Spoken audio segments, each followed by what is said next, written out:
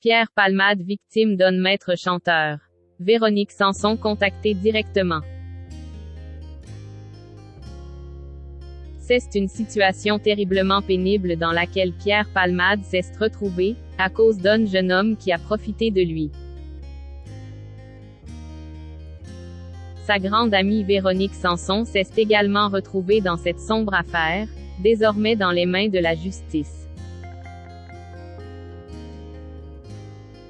Une nuit sous le signe du désir au mois de septembre dernier qui a tourné au cauchemar pour Pierre Palmade.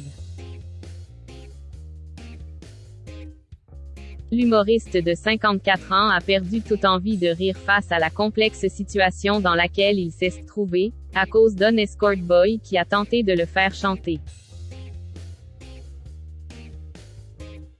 Le Parisien a révélé cette affaire d'extorsion qui s'est soldée par le placement sous contrôle judiciaire du maître chanteur de 28 ans et qui sera jugé en avril 2023. Il est soupçonné d'avoir essayé de soutirer 4 000 € en échange de la suppression d'une vidéo dans laquelle l'artiste apparaît dans une situation intime. Le journal précise. Des faits qui, selon nos informations, sont en partie reconnus par le mis en cause. Seule différence d'après lui, il n'a pas réclamé autant d'argent.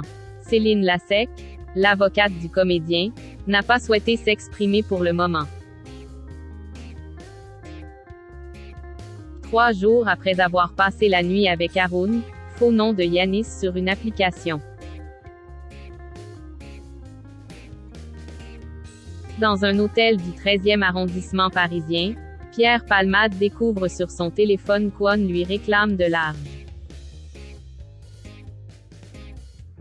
C'est le début du commencement, c'est qu'un petit avant-goût des 48 heures, débloque mon numéro si tu veux discuter calmement, lit-il. L'amant d'un soir avait déjà reçu de l'argent pour pouvoir payer la chambre des hôtels pour son séjour et se payer de nouveaux écouteurs par le comédien. Véronique Sanson se retrouve dans LAFFAIRE. Après avoir été de nouveau sollicité, Pierre Palmade réalise qu'il n'est pas le seul à être mis au courant.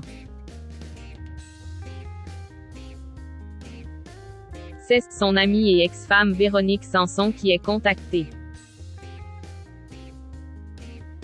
On ne sait pas si c'est par une personne qui souhaite régler l'affaire ou un complice, se disant prêt à supprimer le film si le comédien accepte ses conditions. Pierre Palmade décide alors de prévenir la police et rapidement un troisième homme fait surface. Un détenu qui a envoyé le message depuis sa cellule de prison, soi-disant pour rendre service à Yanis. Si le présumé coupable n'a pas de domicile fixe, la police retrouve sa trace grâce à la géolocalisation de son téléphone et le retrouve à Gare de Lyon. Une épreuve pour l'artiste qui avait dû se remettre en 2019 des méfaits d'un individu qu'il avait rencontré dans un bar. Le complice de Michel Larocque et Muriel Robin était revenu plus longuement sur cet incident traumatisant dans Le Monde et Le Parisien. À l'heure de la sortie de son autobiographie Dites à mon père que je suis célèbre, édition HarperCollins.